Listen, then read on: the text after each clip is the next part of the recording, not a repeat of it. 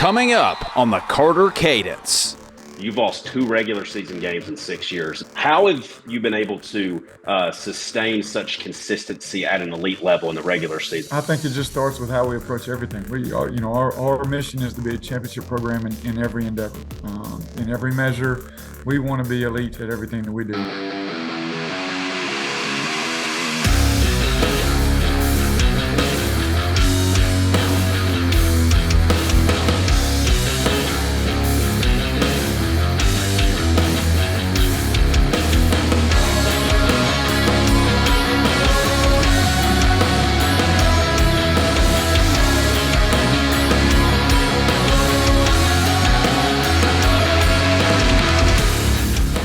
Hello and welcome back into the Carter Cadence. I'm your host, Brooks Carter. Glad you could join us for another edition of the show.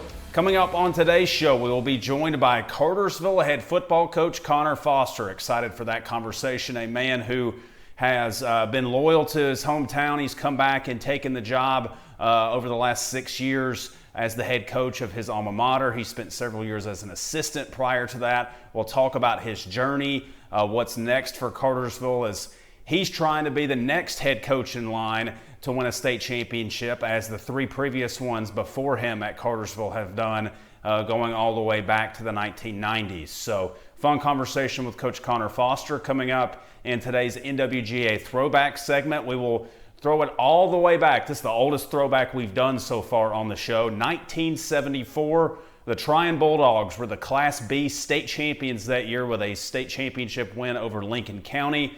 A last-second heroics that it took from the Trion Bulldogs then. We'll take a look back at that with some fun old black and white video and some old radio calls. A lot of fun with that in today's NWGA Throwback segment. And we'll get into our player spotlight here in just a moment. Let's go ahead and set the show up with some of our usual reminders. You can follow us on social media. Follow me personally at Brooks Carter Media on Instagram and TikTok. You can follow me on X at Brooks A. Carter and follow NWGA Football everywhere at NWGA Football. Same handle on all social media platforms, so go ahead and follow there.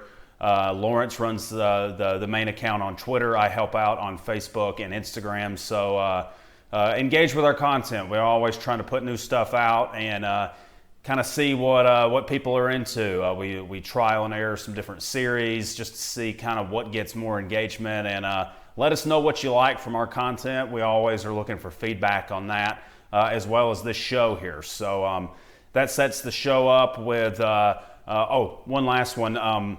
Subscribe to our YouTube channel. You can, the handle for that is at Brooks Carter Media, or you can simply search the Carter Cadence and find the show. You can do the same thing on Spotify and Apple Podcasts. So that sets it up. Let's go ahead and get into it. Here is this week's Player Spotlight.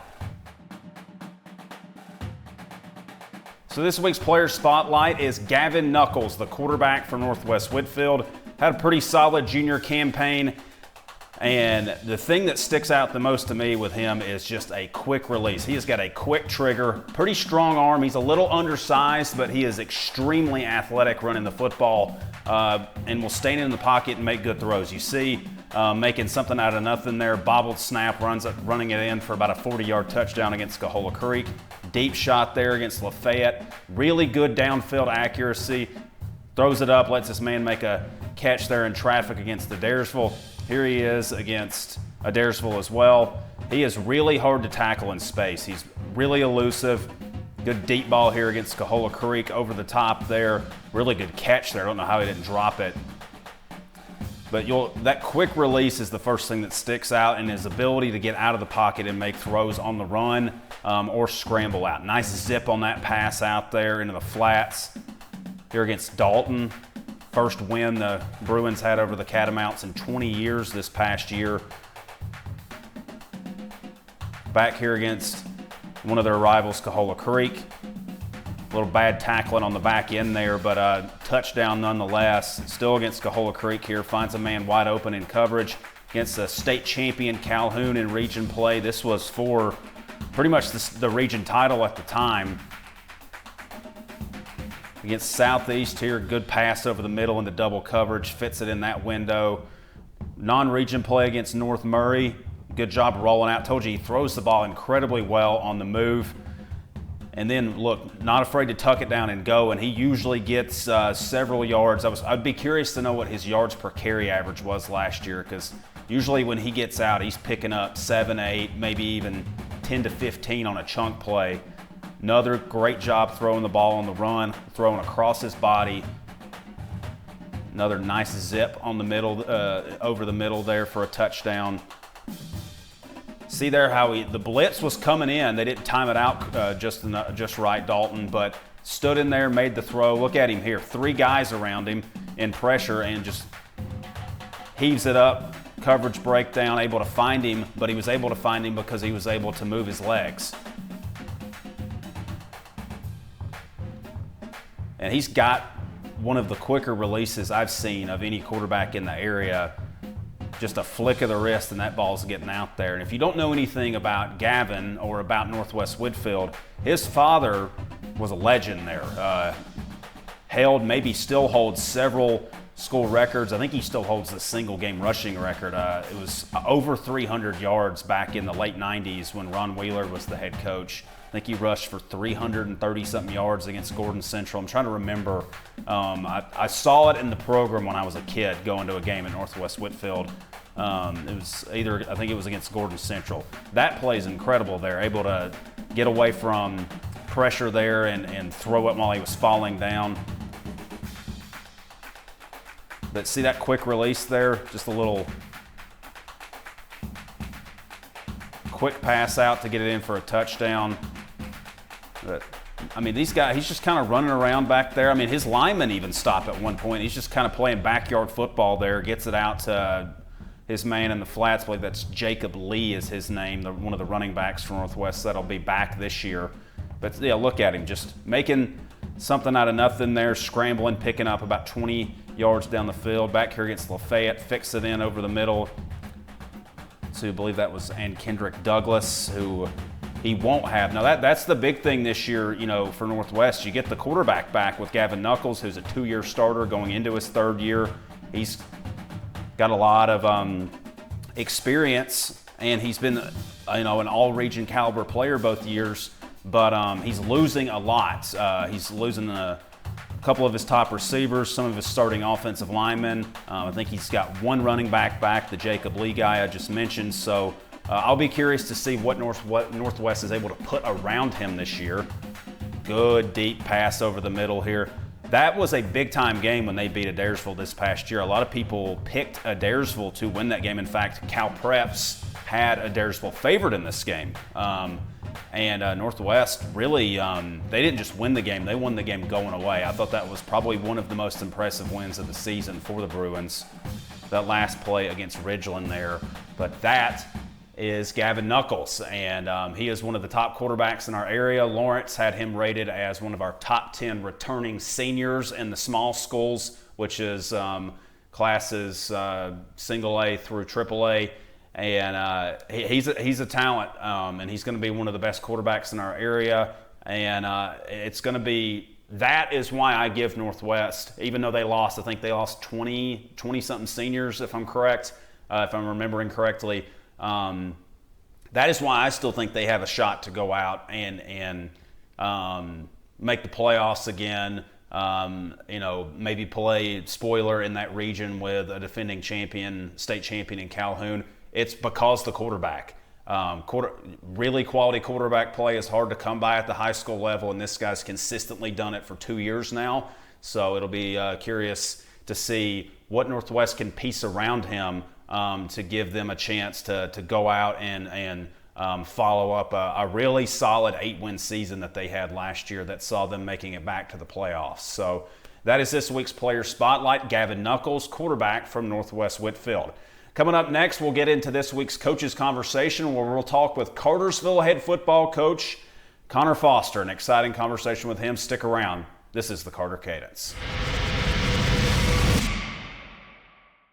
Welcome back to the Carter Cadence, now joined by Cartersville head football coach Conor Foster. Coach, how are you doing today? I'm doing well. I appreciate you hosting me. Yeah, for sure. So Let's go ahead and get into it here. I like starting off asking every coach that I interview, and I know that you have a kind of history with the Cartersville program. You played there. Tell me about your coaching path to becoming the head coach of one of the most historic programs here in our Northwest Georgia football area. How did all that come to be? I know you've been an assistant coach, a player, and now you're the leader of the program. Well, I mean, I think it starts from a very young age. Very blessed to know God's calling on my life. From the time I was very young, I think maybe some self-awareness. I knew that I wanted to be a football coach, a high school football coach. I didn't grow up saying that I wanted to be an NFL player or anything crazy like that. I was pretty aware of my limitations, but having grown up in a coaching family, my dad was a coach, my mom's dad was a football coach. I saw the impact that it had not only on the lives of young people, but just the whole community. And that was just something that from the very beginning of my life, I knew that God was calling me to. And so I paid close attention, to great men in my life. Coach Chester was my baseball coach. Stuart Chester had a ton of success here at Cartersville. And Frank Barden being our football coach here at Cartersville. And two men that I still have a great relationship with, mentors of mine. And, I started at Appalachia High School. I was there for 7 years, worked under Shane Davis. Again, just another great leader, another great mentor, a great husband and father, somebody that I rely heavily on. I spent 7 years there, coached quarterbacks and defensive line and defensive backs, and it was a great experience growing up in the Cartersville community to go to Appalachia, which was a new program and really had never had a winning season, never made the playoffs. And we made the playoffs there my first 5 years and kind of a golden age there at Appalachia and really kind of see what it took to really start and build a program there and get to coach a lot of different things and have some different experiences. From there, I went to Carrollton. At Carrollton, I worked under Coach Ray Van Teague. Again, just I can't say enough about all these men that I've had the opportunity to work with. From there, I was there 1 year, and a very special year. We played for a state championship. Got beat by Griffin that year, and then Coach Teague retired, and Joey got the call to come to Cartersville and asked me to come along and serve as the program's defense coordinator. And just humbled by the opportunity to be back home. My wife is here in the building. We've had 4 children since we've moved back to Cartersville, so close to my parents. My parents get to come to all the home games. Really, really cool to get to coach. Some of the children of people that I grew up with and get to see my parents at games interacting, with families that they help raise. Yeah, it's really cool to see it come full circle. Every coach I've talked to that is either at their alma mater or at least back in the community coaching, maybe at a different high school, but back in the community that kind of raised them and have kind of shared that same sentiment. One thing that are you surprised to still see Coach Barden doing it after all these years? I thought he would have retired by this point. He's back. He's in Dalton, in my hometown now at Christian Heritage. I thought a guy with all that success might have hung it up by now. No, I mean I don't. I know Coach Barden well enough, and I don't want to speak for him, but I don't think there's a number of wins that does it for us as coaches, right? It's the impact. It's the competitiveness, and he's an avid golfer. I think he gets lots of time to go golfing. As long as he can do that and coach football, I think he'll do that, and as long as he can.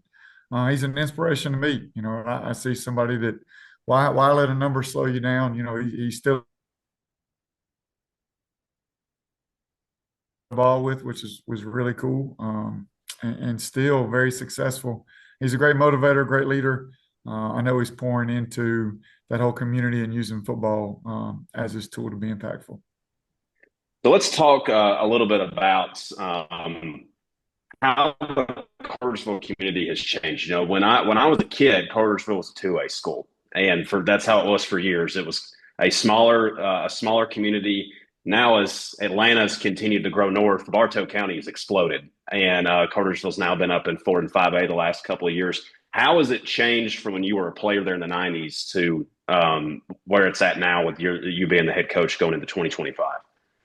Well, I think the obvious answer is just the growth. Being right here on 75 makes a big difference, and There's so much industry, so much opportunity for young families to come and work and to live. It's a beautiful place. Downtown is beautiful, and you see Lake Point. The Lake Point area is growing up, and I think that I think it's an interesting time because my children they see a broader spectrum of the world, which I really appreciate. The socioeconomics have changed in our community. There's so much more diversity. And what I think makes our community unique is that we haven't lost what makes us special. I think that even though the community is maybe the makeup has changed, what makes us special has not. And I have to remind people at times the tradition is excellence and the pursuit of excellence. And so how we have to navigate that looks different as our community grows. But as long as we're all still dedicated to collectively pursuing excellence, I think we'll be successful. Let's talk about your 2025 team coming back. You've got some really key players coming back. Langston Hogg's one of my absolute favorite offensive linemen in the whole area. He's an absolute monster up front. I featured him on the show on one of the first few episodes. I played tight end in a running offense, so I love watching people maul people up front. So it's a lot of fun to watch his tape. You got some key players coming back. Talk about collectively what you're expecting out of this group in 2025. Every team is unique. So we're trying to figure out what's going to make this team tick. We've had a tremendous offseason, great leadership there from that rising senior class. And you're right. I mean, it starts with Langston, who will be a four-year player for us. Just great maturity, great wisdom. He's somebody that what I really appreciate about him, you don't see on film, is he takes all the young guys under his wing. He's a great extension of our coaching staff. He makes everybody around him better, and he'll leave a tremendous legacy in our program. Nate there, quarterback, we're really excited about, coming in and being a 3-year starter, 3-year plus really, because he played so much as a freshman. Brady Marchese out there at wide receiver. We feel like we really got some dynamic players over there on offense. And, defensively, you look at some guys like Reedy Zell that are returning, back there on the back end really is kind of our table setter there on defense. Braden Logan played a ton for us last year, a senior, and I could go on down the list. So many talented guys, but those are some guys that kind of jump off the page as having some just tremendous off seasons and guys that we're excited about from a leadership standpoint. You're going into your 7th year. You've lost 2 regular season games in 6 years. Might I add, they were by a combined 4 points, 2 2-point losses to Calhoun and I believe Cherokee.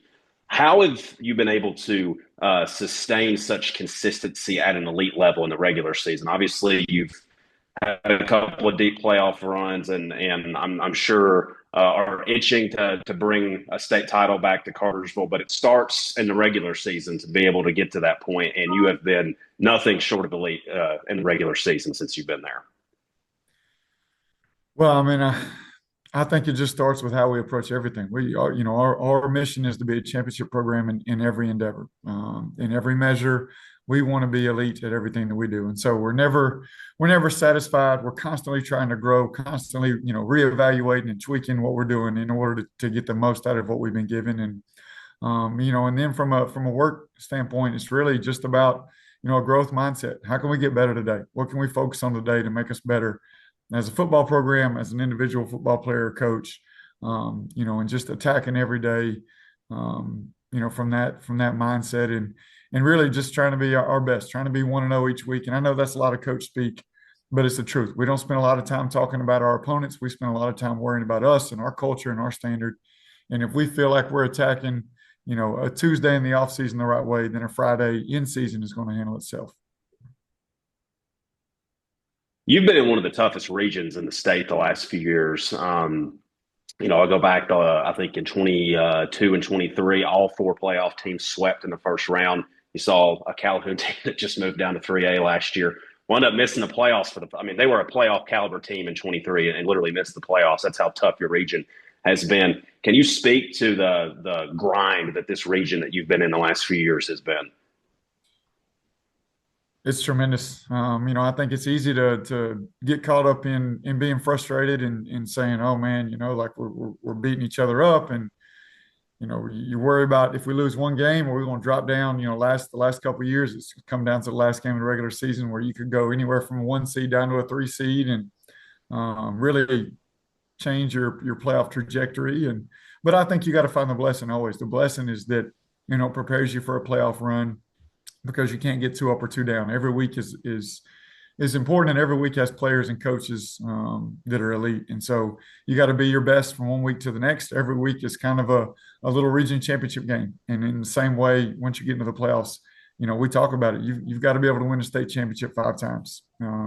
It's not just the one game there at the end of the season that you can have circled on your calendar, because that'll get you upset. And so we take that same approach once we get into region play. Every game is a region championship game, and every game is the most important game because it's next. And so don't get too excited. Don't get too down. Just be focused on the task at hand. You have, I believe he's your offensive coordinator. You have a former coach of mine on your staff, Brent Rickman, was actually our offensive coordinator when I was at Northwest Whitfield in high school. He was my brother's quarterback coach. My brother's now the head coach at Cahola Creek High School. Can you talk about Coach Rickman? He was very instrumental in us having some of the most success that the program at Northwest Whitfield ever had in the mid-2000s under Mike Fallour. He's the guy who's been doing it for a long time too. Sure. So Brent is our passing game coordinator.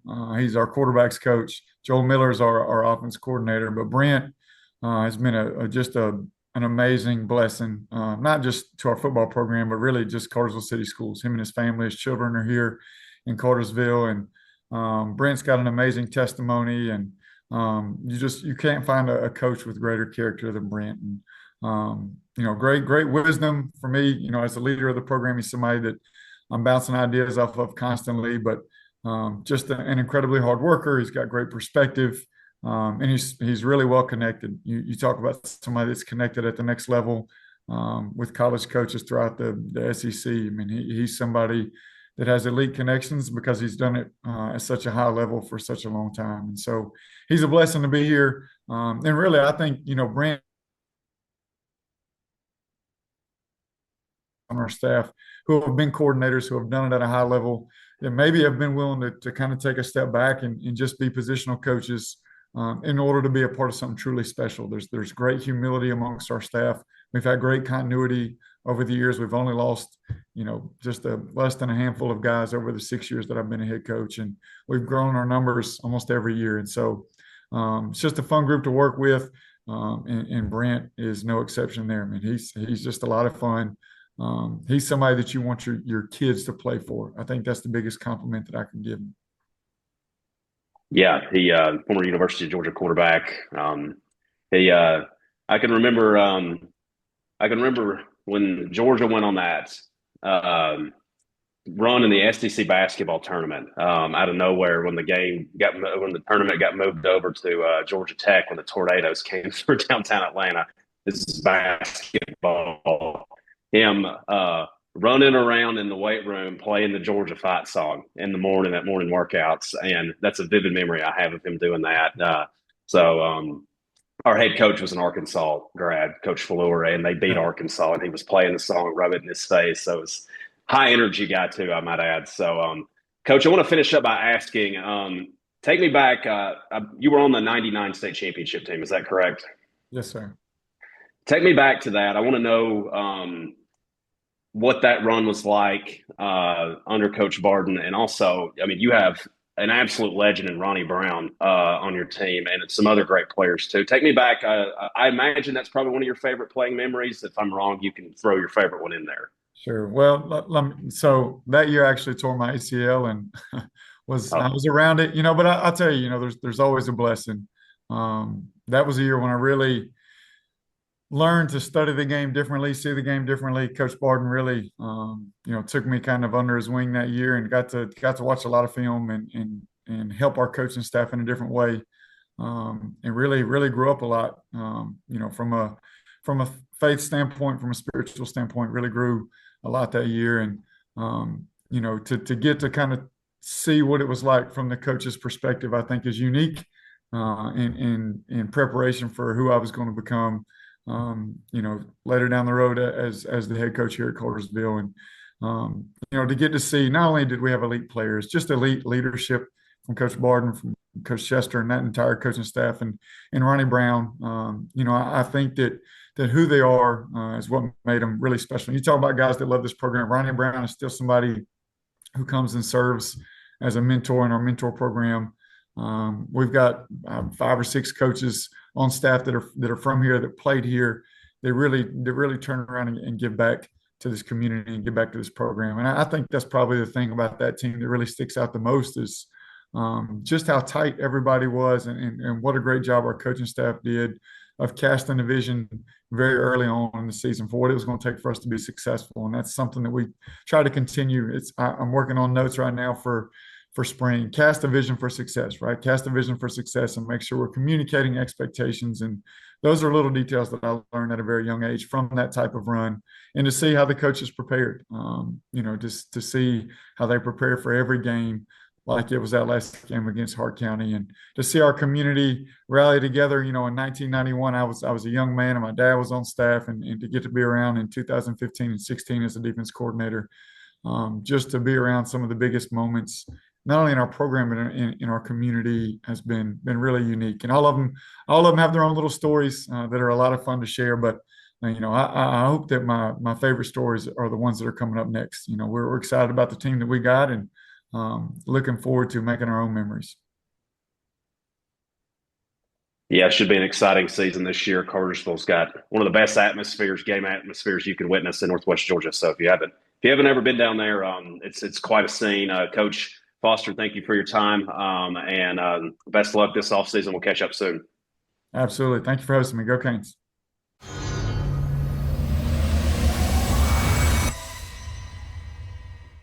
Welcome back into the Carter Cadence. Hope you enjoyed that conversation with Cartersville coach Conor Foster, a really even keel, just kind of well-mannered guy. I've never met Coach Foster prior to our conversation in this interview, and he was really just his temperament was really just laid back and very all business, I should say. And you don't ever know what to expect from these coaches. You interview some that are very vibrant personalities. Not saying that Coach Foster doesn't have one, but he definitely seems very humble. He is he referenced his faith multiple times in that interview, and how he's a believer, and God has put him in where he's at in his career to be able to be back at his alma mater, leading the young men of one of the most historic programs in our area. So it was really interesting to see kind of what type of personality. That's one of the most interesting things, just from a psychological analyst standpoint, of all of these coaches that I interview. Some of them I've met before, some of them I haven't met, and it's really fun to see kind of their personalities, their temperaments, how that bleeds over into how they run their football programs. And so that was a takeaway I had from Coach Foster's conversation. So let's go ahead and look at our NWGA Throwback segment this week. So we talked about in the first segment what we were going to do, and I'm going to have a lot of fun with this. This is the first black and white throwback from a video standpoint that we've done in the first 10 episodes. This is the 1974 Class B state championship. This is before they started doing only A's for the classification. They used to have Class A, B, and even C at one point, but now it's turned into Class A, AA, AAA, and so on and so forth over the years as the classifications have grown and the population of Georgia has grown. But this was the Class B state championship in 1974. It was the Trion Bulldogs taking on the historic Lincoln County football program that's got one of the highest win percentages, ever in the state of Georgia. And this was back towards the beginning of that, back towards the beginning of Lincoln County becoming the power that they are now. Trion was able to win this game, and it took some late game heroics to do so. So let's go ahead and get into it. Let's roll the tape on this week's Throwback segment. So 2:32 left in the game, scoreless. If that's not throwback for you, just straight defensive battles. And you see the commentary here. This is from Ben Gross, who, pardon me, I'm not from Chattooga County. From the area. I have no idea if he's any relation to Gordon Lee's head coach, Coach Gross, and Peyton Gross. It's nearby, but so you hear the old radio call that comes with it. Big pass down the field to get them down past midfield. So they got him into opponent territory. Just look at the old offense and the old uniforms here. Straight drop back, just everything looking old school there. Throws it and batted away there.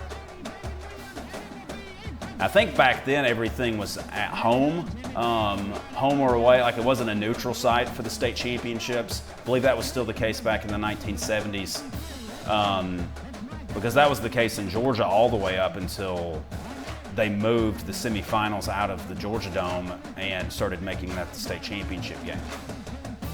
I love watching him throw the towel up on his center's rear end, which is hilarious. That's just something you don't see anymore. This reminds me very much so of like watching Remember the Titans, the uniforms, the feel. So back-to-back incomplete passes here. It's also the way that it's in slow-mo with the black and white reminds me of the old NFL films stuff. Like the old NFL films that you'd see with the bum, bum, bum, bum, bum, bum, bum. So I believe this is a third down here. Trion's getting into an area where they gotta score at some point. So incomplete. There was a flag on the play here, so but this is Trion's last state championship game that they won. They've won a couple. They won one in the 50s. They've been close to getting back to the state championship game a couple of times. They had a really deep run in the early 2000s, 2003. In fact, they lost to Lincoln County in 2003 in heartbreaking fashion in the Georgia Dome in the state semifinals. They lost, I think 28-24 was the final in that game. Lincoln County scored in the last 30 seconds to win that game coming from behind. So a penalty here winds up giving Trion County, or giving Trion another chance here, and they throw it and catch it over the middle, breaks out of a tackle, gets enough for a first down, and that sets the Bulldogs up with a first and goal here. 0-0, we're getting into the final 2 minutes of the game in a state championship game.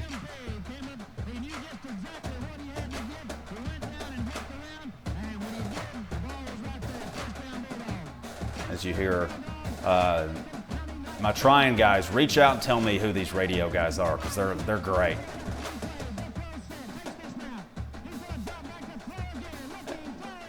Look at the crowd go crazy there. That was a heck of a pass. His arm gets hit as he's releasing the football by the defensive lineman, just lofts it into the back of the end zone. Receiver gets behind, double coverage there from Lincoln County. They go up 6-0 with 1:15 left. RC Cola sponsor on the scoreboard there. Throwback in every sense of the word here. I mean, we're coming up, this past year, I guess, was probably 50 years since this state championship game happens.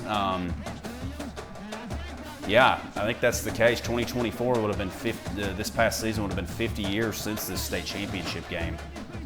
So they come out for the extra point here. Quarterback is the holder. Kick up and good. So Trion goes up 7-0 with 1:15 left in the game.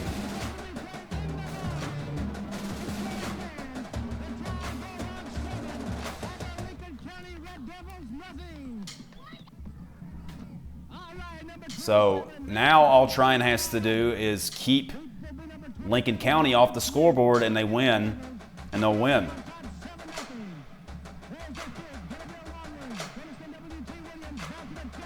And, you know, some things still transpire, or some things are still relevant and factual about Trion football from 50 years ago till now. They're still a very tight-knit community. They're one of the, when we interviewed Coach Sean Patrick a few weeks ago on an episode of the Carter Cadence, he talked about this. Trion has played in the lowest classification that the GHSA has offered. every year in its 90-plus years existence. Wow, Lincoln County's running the single wing here. Not an offense designed to come from behind in the final minute or so of the game is the single wing. More so in a modern day known as, I mean, it looks like the modern day Wildcat. But there's some things that are still true about Trion football 50 years removed from their last state championship game. They're still a very tight-knit community. They still play very hard-nosed football. And when you've got a tradition like that, and those things stay, present 50 years later. So they throw a little throwback screen here, and Trion winds up forcing a fumble. Lincoln County had a decent pickup here, and he fumbles with 14 seconds left in the game as you hear the commentary from the announcer.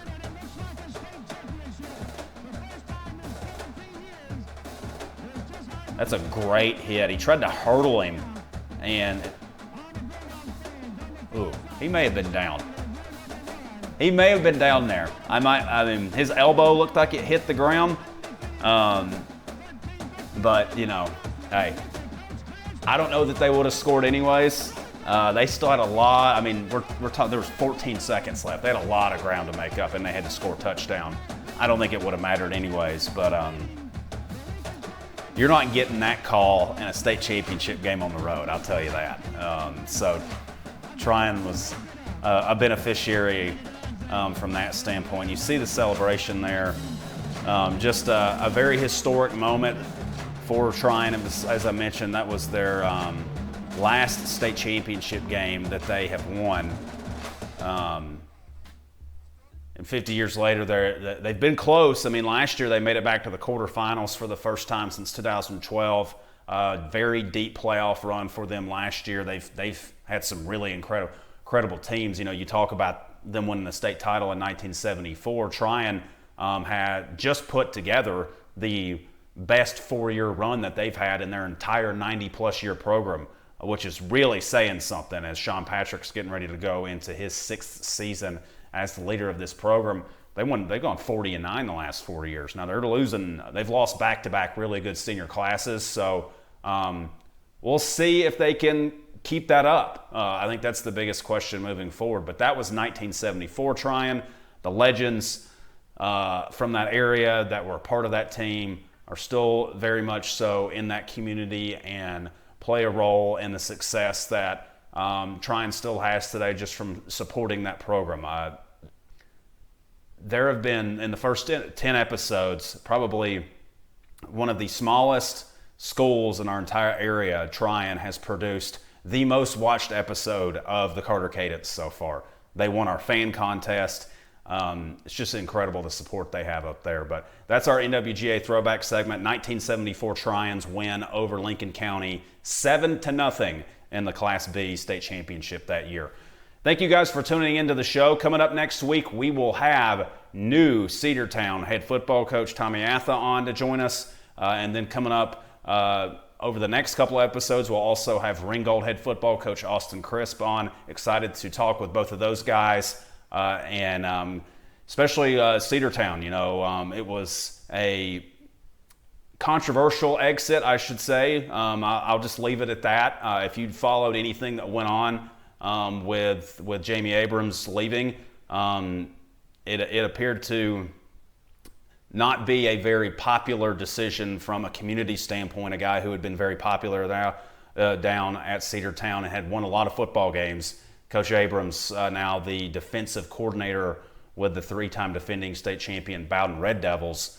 But if you look at it from moving forward, I don't know that they could have hired a better guy to be the new head coach. Coach Tommy Atha was one of the, when he had retired from coaching at Darlington, and he'd been at Calhoun as the offensive coordinator last year, won a state championship with them. Now he's back into the head coaching game. It's going to be very fun to see what he can do with this program. So that's coming up on next week's episode. Thank you guys for tuning in so much. As always, please follow the show, subscribe on YouTube, like this video on YouTube, comment if you like it. It'll help drive the show up the charts. You can follow us on social media. I'm at Brooks Carter Media on TikTok and Instagram, and I'm on X at Brooks A. Carter, and you can follow NWGA Football. Just type it in NWGA Football anywhere on social media. Thanks for tuning in, guys. We will catch up next week.